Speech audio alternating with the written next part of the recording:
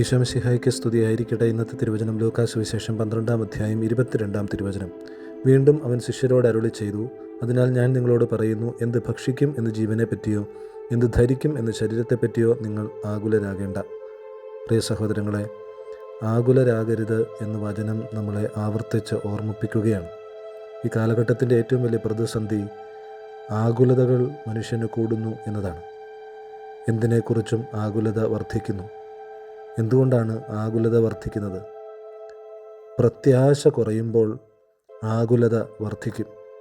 പ്രത്യാശ നഷ്ടപ്പെട്ടു പോകുന്നതാണ് ആകുലതകൾക്ക് കാരണം.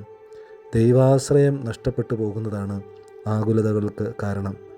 ഏത് പ്രതിസന്ധി വന്നാലും എൻ്റെ കർത്താവ് കൂടെയുണ്ടെന്നുള്ള പ്രത്യാശ, ഏത് പ്രതികൂലം വന്നാലും കർത്താവ് എൻ്റെ കൂടെയുണ്ട് എന്ന ആഴമായ ആശ്രയബോധം, ഇത് ഈ കാലഘട്ടത്തിൽ നഷ്ടമാകുന്നു എന്നതാണ് പ്രതിസന്ധി.